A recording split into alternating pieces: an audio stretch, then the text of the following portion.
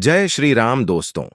साल 2023 में शारदीय नवरात्रि की शुरुआत 15 अक्टूबर से होने जा रही है और ये 24 अक्टूबर को समाप्त होगी। इस साल मां दुर्गा हाथी पर सवार होकर आएंगी। माना जाता है कि नवरात्रि की शुरुआत जिस दिन से होती है उसके आधार पर ही सवारी तय होती है। तो इस साल नवरात्रि की शुरुआत 15 अक्टूबर से होने जा रही है। तो कुछ चीजें हैं जिन्हें आप सभी को शारदीय नवरात्रि शुरू होने से पहले ही अपने घर से बाहर फेंक देनी है और इसमें गलती की कोई भी गुंजाइश नहीं होगी। छोटी मोटी चीजें मैं आपको नहीं बताने वाली हूं। गुरुजी ने जो चीजें बताई हैं उन्हें आपको तुरंत अपने घर से हटा देना है। देखिए, नवरात्रि के 9 दिन मां आदिशक्ति दुर्गा को ही समर्पित होती है। इस दिनों में मां दुर्गा के 9 अलग अलग स्वरूपों का पूजन किया जाता है। इस बार माता रानी की सवारी, जैसा कि मैंने आपको बताया, हाथी पर सवार होकर आने वाली है। नवरात्रि का पावन पर्व मां दुर्गा को प्रसन्न कर उनका आशीर्वाद प्राप्त करने के लिए बहुत खास माना जाता है। दोस्तों, हम सभी चाहते हैं कि नवरात्रि के 9 दिनों तक माता रानी हमारे और आपके घरों में वास करे और हम सभी पर कृपा बनाए रखें। हम सदैव उनका आशीर्वाद प्राप्त करके रखें। लेकिन क्या आप जानते हैं, हमारे घरों में कुछ ऐसी चीजें होती हैं जिसकी वजह से माता रानी हमारे घर में प्रवेश नहीं करती है। माता रानी को साफ सफाई बेहद पसंद है। टूटी फूटी खराब बंद पड़ी चीजों को चलते हुए घर से नकारात्मकता को आपको तुरंत दूर फेंक देना है। नकारात्मक ऊर्जा का यह प्रभाव हमारे घर परिवार पर डालती है और ऐसे घर में माता रानी का आगमन नहीं होता है। दोस्तों, आज की इस वीडियो में मैं आपको बताऊंगी कुछ ऐसी चीजों के बारे में जिन्हें आपको नवरात्रि से पहले ही अपने घर से बाहर कर देना है। अगर आप इन चीजों को नवरात्रि से पहले घर से बाहर निकाल देंगे तो इससे आपको मां दुर्गा का आशीर्वाद भी प्राप्त होगा, साथ ही आपकी आर्थिक समस्याएं भी दूर होंगी। आगे बढ़ने से पहले आप सभी से मेरी हाथ जोड़कर रिक्वेस्ट है कि वीडियो को लाइक करने के साथ चैनल को सब्सक्राइब और सभी के साथ पहले ही शेयर कर दीजिएगा, क्योंकि इस प्रकार के ज्ञान को अगर आप दूसरों के साथ बांटते हैं, जानकारी को आगे की ओर बढ़ाते हैं, तो आपके जो कष्ट होते हैं वो भी करते हैं। दोस्तों, नवरात्रि के 9 दिन बहुत ही पवित्र होते हैं। नवरात्रि के इन दिनों में आचार विचार और घर को साफ सुथरा और पवित्र रखना बहुत आवश्यक होता है। इसलिए नवरात्रि के 9 दिनों में ब्रह्मचर्य का पालन भी किया जाता है और तामसिक भोजन ग्रहण नहीं किया जाता है। नवरात्रि के 9 दिनों में माता रानी के भक्तों को प्याज, लहसुन, मांस, मदिरा और अंडे से दूर रहना चाहिए। अधिकतर भाग पर इन नियमों का पालन भी करते हैं, लेकिन वे एक गलती कर बैठते हैं। नवरात्रि के 9 दिनों में अगर आप अपने घर में इन पवित्र चीजों को रखा हुआ है तो ऐसा भूल कर भी आपको नहीं करना चाहिए। देवी भागवत पुराण के अनुसार भी 9 दिन माता रानी को समर्पित होते हैं और भक्तों के घर में माता रानी वास करती है। अगर आप भी चाहते हैं कि माता रानी आपके घर में वास करें, तो आप अपने घर के वातावरण को पवित्र रखें और नवरात्रि के शुरू होने से पहले ही अपने घर से प्याज, लहसुन, मीट, अंडा और मदिरा को बाहर निकाल दें। अपने घर को पवित्र रखें। इन वस्तुओं को घर से बाहर निकालने के बाद आप अपने घर को गंगा जल के छिड़काव से पवित्र अवश्य करें। अगर आपके घर में गंगा जल ना हो तो मार्केट से गौमूत्र लाकर भी गौमूत्र को आप छिड़काव कर सकते हैं। इससे आपके घर का जो वातावरण है वह पवित्र हो जाएगा।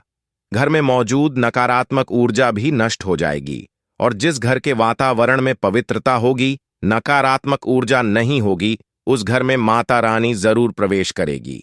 नवरात्रि के पहले आप अपने पूरे घर को अच्छी तरह से साफ कर लें। घर में जो भी फालतू का सामान है, फटे पुराने कपड़े हैं, उन्हें बाहर निकाल दें। घर में किसी भी प्रकार का कबाड़ सामान हो, टूटी फूटी चप्पलें हैं, उन्हें तुरंत ही बाहर कर दीजिए ताकि आपके घर में नकारात्मक ऊर्जा प्रवेश ना कर पाए।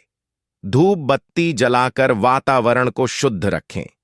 दोस्तों, नवरात्रि शुरू होने से पहले हम सभी अपने मंदिर को अच्छी तरह से साफ कर लेंगे और उसे सजा लेंगे, क्योंकि मंदिर के साथ एक और ऐसी जगह होती है जिसे हमें साफ सुथरा अवश्य रूप से करना है, रसोई घर। जी हां दोस्तों, रसोई घर मंदिर के समान ही है। हमारे घर का सबसे प्रमुख स्थान यह होता है। रसोई घर में मां अन्नपूर्णा का वास होता है। इसलिए नवरात्रि शुरू होने से पहले रसोई घर में सफाई अवश्य रूप से आपको कर लेनी है। रसोई घर में कोई खराब अचार रखा हुआ हो या कोई खराब सामान है, टूटे फूटे बर्तन हैं या फिर कोई खाली डिब्बा है जिसका आप प्रयोग नहीं करते हैं, तो उन्हें भी तुरंत ही आपको बाहर फेंक देना है, घर से हटा देना है, जिससे आपके घर में धन धान्य का भंडार हमेशा भरा रहे। दोस्तों, जैसे घर के मुख्य दरवाजे में कोई 4DH होती है या दरवाजा खोलने पर आवाज आती है, खोलने पर बंद करने पर आवाज होती है, तो यह बहुत ही अशुभ माना जाता है। आवाज करने वाले दरवाजे से घर में नकारात्मक ऊर्जा प्रवेश करती है। आपके घर में पहले से जो धन लक्ष्मी है, उसके ऊपर भी इसका बुरा असर पड़ता है। इसी वजह से दरवाजा बंद करते और खोलते समय आवाज नहीं आनी चाहिए। इसके लिए आप दरवाजों के कब्जों पर मिट्टी या फिर सरसों का तेल थोड़ा सा जरूर लगा दीजिए। आप मशीन का तेल भी यहां पर प्रयोग में ले सकते हैं। इससे दरवाजे में आवाज नहीं आएगी। माना जाता है कि टूटे हुए और आवाज करने वाले दरवाजे जिस घर में होते हैं, महान नकारात्मक ऊर्जा का वास होता है। घर में क्लेश बना रहता है। जिस घर में नकारात्मक ऊर्जा का वास होता है, वहां माता रानी प्रवेश बिल्कुल भी नहीं करती है। इसे नवरात्रि शुरू होने से पहले आप अपने घर के दरवाजे ठीक करा लें। अगली जो चीज है जिसे आपको अपने घर से हटाना है, वह है देवी देवताओं की खंडित मूर्तियां। अगर आपके घर में देवी देवताओं की खंडित मूर्तियां हैं, फटा हुआ कोई चित्र है, तो फौरन उसे हटा दीजिए। किसी पवित्र नदी में उसका विसर्जन कर दीजिए, क्योंकि ऐसी मूर्तियां और चित्र दुर्भाग्य लेकर आते हैं। ना तो घर में खंडित मूर्तियों की पूजा करें और ना ही इस प्रकार की मूर्तियों को घर में वास करें। तुरंत ही उन्हें जाकर कहीं भी पवित्र नदी में विसर्जित कर दीजिए या ऐसे कहीं स्थान पर डालिए जहां पर किसी का पैर ना लगे। अगली जो चीज है वह है कबाड़। अगर आपके घर के उत्तर दिशा में आपने कोई कबाड़ इकट्ठा किया हुआ है, तो नवरात्रि शुरू होने से पहले ही आप उसे अवश्य रूप से निकालकर बाहर फेंक दीजिए। अगली चीज है बंद या फिर खराब घड़ी। यदि आपके घर या फिर कार्यस्थल पर कोई भी खराब घड़ी है, तो नवरात्र शुरू होने से पहले ही आपको उसे ठीक करवा लेना है या नई घड़ी ही आप लेकर आ जाए। घड़ी को प्रगति का प्रतीक माना जाता है। बंद घड़ी समय को पीछे चलाने का कार्य करती है और हमारी प्रगति में बाधा डालती है। इसलिए नवरात्रि शुरू होने से पहले बंद घड़ी को भी घर से बाहर हटा दीजिए।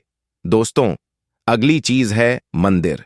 मंदिर के आसपास रखा हुआ फालतू सामान। जी हां दोस्तों, अगर आपके घर के मंदिर के आसपास कोई भी फालतू सामान है, जैसे कई लोग धूप बत्ती या माचिस को इकट्ठा करके रखते हैं, उनकी तीलियां होती हैं, खाली पैकेट होते हैं, पुरानी धार्मिक पुस्तकें हैं, भगवान जी की फोटो, कपड़े, मूर्तियां, मुकुट, किसी भी प्रकार की पूजा पाठ से जुड़ी हुई व्यर्थ चीजें अगर आपने घर के मंदिर के आसपास रखी हुई है, तो उन्हें भी आप तुरंत ही हटा दीजिए और सफाई करने के बाद ही नवरात्रा के पहले दिन पर आपको चौकी की स्थापना वहां पर करनी है। अगली जो जगह है, धन रखने वाला स्थान, आपकी जो तिजोरी है, तिजोरी भी साफ सुथरी आपको करके रखनी है। उसमें कोई धूल है या फिर कोई फालतू का सामान, कोई बैग इकट्ठे किए हुए आपने या फिर कोई लेदर का सामान है, अगर आप अपनी तिजोरी में आपने रखा हुआ है, तो उन्हें भी आप नवरात्रा शुरू होने से पहले ही हटा लीजिए। नवरात्रि के दौरान माता रानी की पूजा में कौड़ियों को अवश्य रूप से शामिल कीजिएगा। ये मैं आप सभी को पहले से इसलिए बता रही हूं ताकि आप पहले से ही कौड़ियां खरीद कर जरूर लिए आइएगा। माता रानी का यह बेहद प्रसन्न दीदा चीज है। मैंने अपने कई वीडियोज में बताया है, कौड़ियां मां लक्ष्मी की बहन है। ये समुद्र मंथन से उत्पन्न हुई थी, इसलिए माता लक्ष्मी को बहुत प्रसन्न है। अगर आप अपने घर में कौड़ियां रखते हैं, माता लक्ष्मी अगर आपके दरवाजे से गुजर रही है, मां दुर्गा गुजर रही है, तो वे तुरंत आपके घर में प्रवेश कर लेती हैं।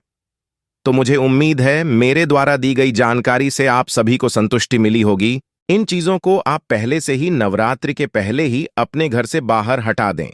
अगर आप नवरात्रि के समय इस वीडियो को देखते हैं, तो जब आप इस वीडियो को देख लें, तभी इन कामों को आपको कर लेना है, ताकि मां दुर्गा की सवारी इस साल आपके घर में अवश्य प्रवेश करें। मां दुर्गा आपकी हर मनोकामना पूर्ण करें। आने वाला नया साल आपके लिए खुशियां लेकर आए, इस उम्मीद के साथ आज के इस वीडियो को समाप्त करती हूं। वीडियो पसंद आए तो वीडियो को लाइक करने के साथ चैनल को सब्सक्राइब कर दीजिएगा। पास वाला बेल आइकन जरूर प्रेस कीजिएगा ताकि आने वाले हर वीडियो का नोटिफिकेशन सबसे पहले सिर्फ और सिर्फ आपको मिल सके। मिलते आगे वीडियो में। तब तक के लिए ओम नमः शिवाय, हर हर महादेव।